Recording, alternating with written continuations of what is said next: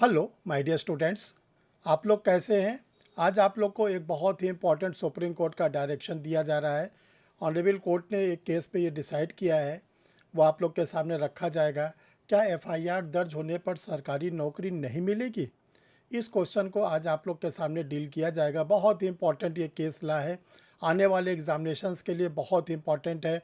अगर आप judicial services की तैयारी कर रहे हैं, हायर जुडिशल सर्विस की तैयारी कर रहे हैं, या आप एपीओ की तैयारी कर रहे हैं, नेट की तैयारी कर रहे हैं, तो ये क्वेश्चन आप लोग के लिए बहुत इंपॉर्टेंट है कि सुप्रीम कोर्ट ने किस केस ला में क्या डायरेक्शन दिया है कि क्या सरकार एफआईआर होने पर सरकारी नौकरी नहीं मिलेगी। तो चलिए आज हम लोग देखते हैं कि पहले तो हम लोग केस ला को जानेंगे, फिर उस केस का हम लोग बैकग्राउंड जानेंगे, फिर देखेंगे ऑनरेबल कोर्ट ने क्या डिसाइड किया है। इन सारी बातों को आज इस वीडियो में आप लोग के साथ एक एक करके बताया जाएगा। आप लोग वीडियो के साथ बने रहें और एक एक चीज़ को देखते रहें।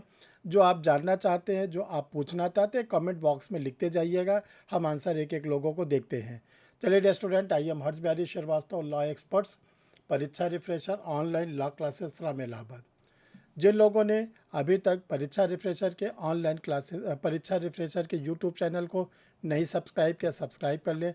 देखिए, परीक्षा रिफ्रेशर चैनल को सब्सक्राइब करने का सबसे बड़ा फ़ायदा आपको ये मिलता है कि कोई भी वीडियो बनता है तो आपके सिस्टम पर उसका इंडिकेशन आना शुरू हो जाता है। आपको पता चल जाता है कि परीक्षा रिफ्रेशर लॉ क्लासेस का कोई वीडियो आप लोग के लिए पब्लिश होने जा रहा है। तो चलिए डियर स्टूडेंट, आप लोग रेडी हो जाइए। बहुत सावधानी से आप 5 से 10 मिनट हमारे साथ जुड़ें और बड़े इसको बारीकी से देखें कि क्या क्या इसमें हुआ है और कोर्ट ने क्या डायरेक्शन दिया है।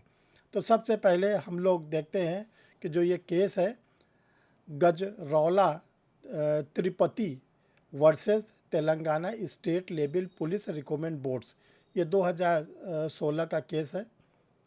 इसमें देखिए, इसके पहले इस केस जो आप लोग का केस है, इसका तो पहले साइटेशन आप याद रखें, क्योंकि आने वाले एग्जामिनेशंस में केस ला का साइटेशन आपसे पूछा जाता है। ये 2026 का केस है, इसी वर्ष का है, 2026 का, ये ध्यान रखिएगा। लेटेस्ट केस है ऑनरेबल सुप्रीम कोर्ट का और एक लैंडमार्क जजमेंट इस पर हुआ है। चलिए इस केस के हम लोग पहले बैकग्राउंड पे जाते हैं, फिर आप लोग को हम बताते हैं कोर्ट ने क्या डिसाइड किया। कोर्ट के डिसीजन को हम आपको बता के फिर हम चलते हैं हिस्टोरिकल बैकग्राउंड पर। देखिए, सुप्रीम कोर्ट ने इस केस में जो डायरेक्शन दिया, वो ये डायरेक्शन दिया, pre marital relationship between two adult and a subsequent compromise of a related criminal case before a Lok Adalat can not be used to deny public employment. यानी शादी के पहले यदि दो लोग अपनी सहमत से, दो एडल्ट लोग अपनी सहमत से शारीरिक संबंध स्थापित करते हैं और बाद में उस मामले को लोक अदालत में सेटल कर लेते हैं, यानी कि वापस ले लेते हैं, तो ये किसी को नौकरी देने से नहीं रोका जाएगा कि उस व्यक्ति ने लोक अदालत में अपने केस को वापस ले लिया था, पहले उसके खिलाफ एफआईआर हुई थी, तो वो नौकरी से नहीं रोका जाएगा, सरकारी नौकरी से। तो ये तो देखिए सुप्रीम कोर्ट का एक डायरेक्शन है कि विवाह से पहले अगर किसी का कोई शारीरिक संबंध था और बाद में उसने उस लड़की से शादी नहीं किया, किसी दूसरे से शादी कर लिया, लड़की ने उसके खिलाफ एफआईआर किया, बाद में दोनों ने लोक अदालत में केस को वापस ले लिया, तो इस ग्राउंड पर क्या किसी को सर्विस से रोका जा सकता है कि नहीं। तो सुप्रीम कोर्ट ने कहा can not be use to deny public employment. अब देखिए डियर स्टूडेंट, आप लोग ज़रा इसको बड़े ध्यान से देखें। इसका जो हिस्टोरिकल बैकग्राउंड है, जो इसकी ऐतिहासिक पृष्ठभूमि है, वो क्या कहता है।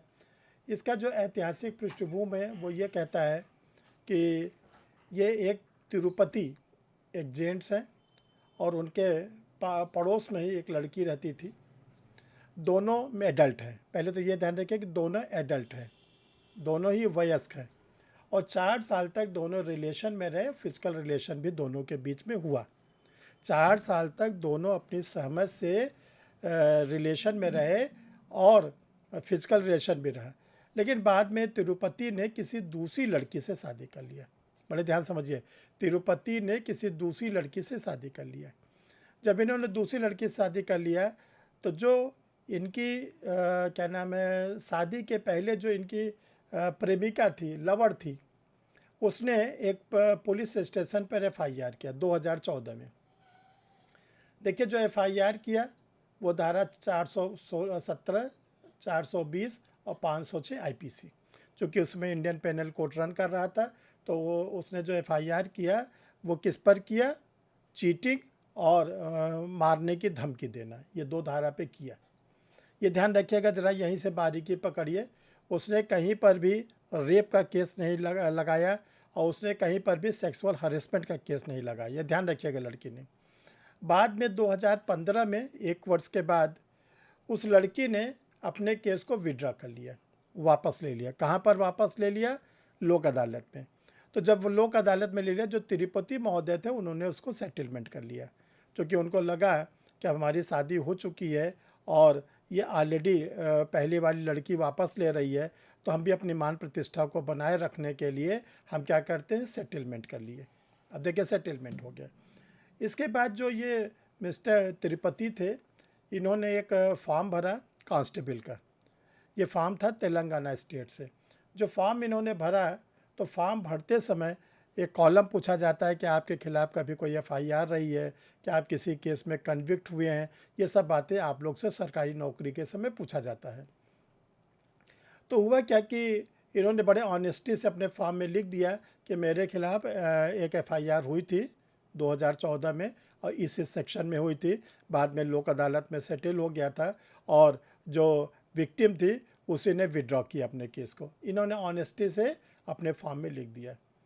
इसके बाद इनका सिलेक्शन हो गया, लेकिन जो Telangana state level police recruitment board था, ये Telangana state police recruitment boards, इसने ये कहा कि चूँकि आप कन्विक्टेड हैं, आपके खिलाफ़ एफआईआर हो चुकी है, इसलिए आपके सिलेक्शन को कैंसिल किया जाता है, जो आपका कैंडिडेचर है उसको ख़त्म किया जाता है।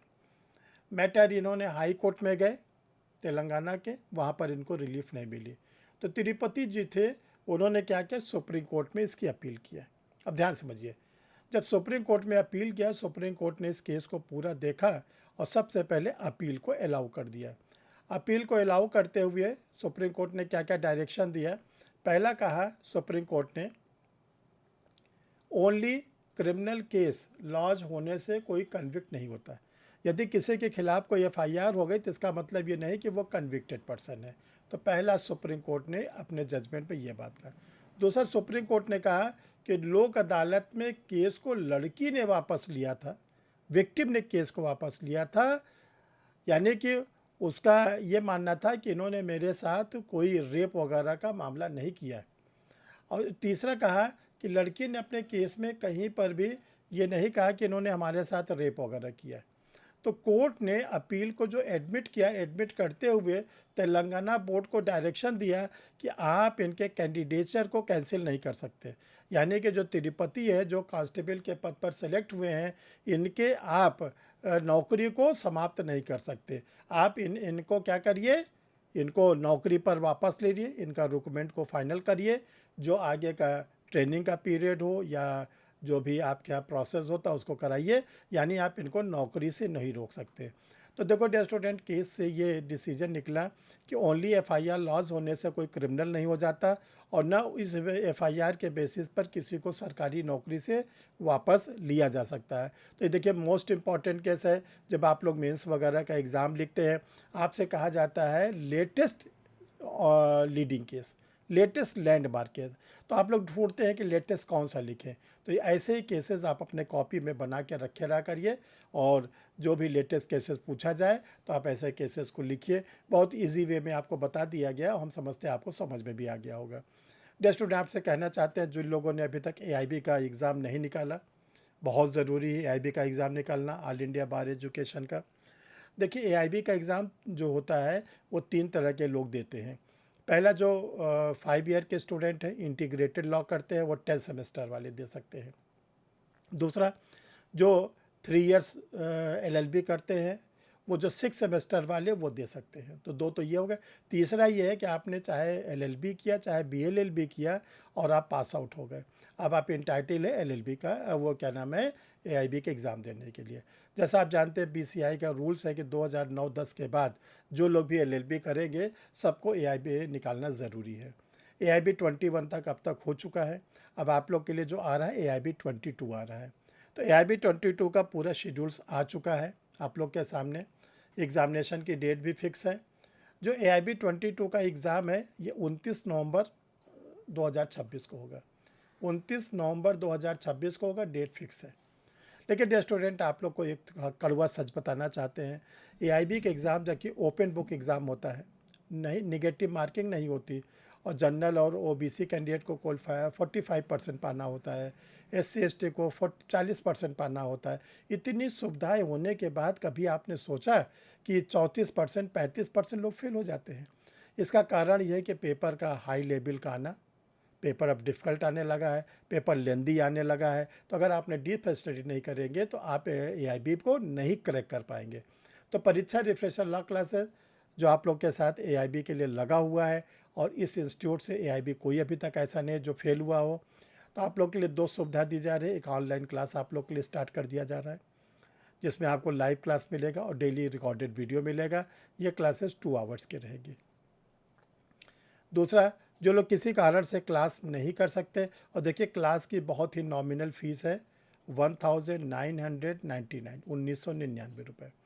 जो लोग किसी कारण से क्लास नहीं कर सकते उनके लिए स्टडी मटेरियल है, जिसमें आपको गाइड मिलेगा, प्रैक्टिस सेट मिलेगा और सॉल्ट पेपर मिलेगा AIB 21 तक का शुरू से, और बेयर एक्ट मिलेगा। ये सारा डिग्लॉट एडिशन हिंदी इंग्लिश दोनों में है, और ये चारों किताब आपको बाई पोस्ट मिलेगी। और आपके लिए इसका जो इंक्लूडिंग पोस्टल चार्ज है, जस्ट और इधर पोस्टल चार्जेस सेंट्रल गवर्नमेंट ने जस्ट डबल के, जो पैकेट 100 रुपये में जाता था अब 200 का कर दिया गया है। तो इंक्लूडिंग पोस्टल चार्ज लेकर आप लोग को पुराने ही रेट पर दिया जा रहा है 1599। आपसे पोस्टल चार्ज का कोई बढ़ा हुआ नहीं लिया जा रहा है। कैसे मंगाएं? अभी आपको 2 व्हाट्सअप नंबर दिए जाएंगे, उसी व्हाट्सअप नंबर के थ्रू मंगाएंगे। द स्टूडेंट, बिहार APO का प्रोविज़नल आंसर किया गई है। आप लोग को 2 बार कट ऑफ बता दिया गया है। अब आप लोग जो लोग रेंज में आ रहे हैं, मेंस की तैयारी स्टार्ट कर दें। देखिए, आप लोग को यहाँ पर ऑनलाइन लॉ क्लासेस मिलेगा, परीक्षा रिफ्रेशर लॉ क्लासेस का बिहार APO के लिए। इसमें आपके लॉ क्लास मिलेगी।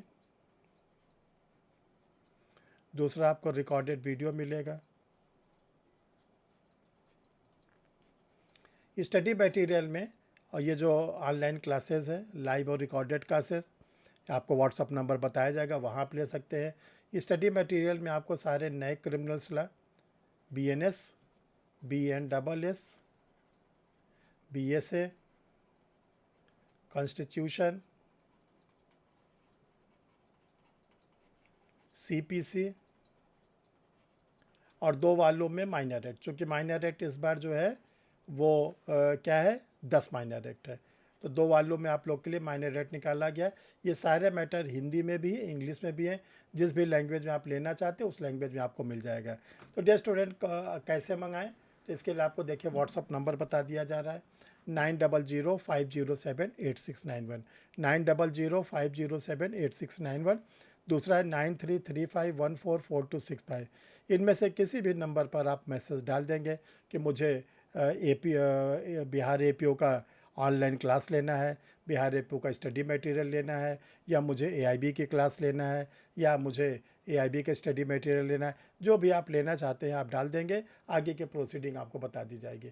Thank you dear student. फिर हम लोग मिलते हैं किसी नए टॉपिक के साथ, नए वीडियो के साथ। थैंक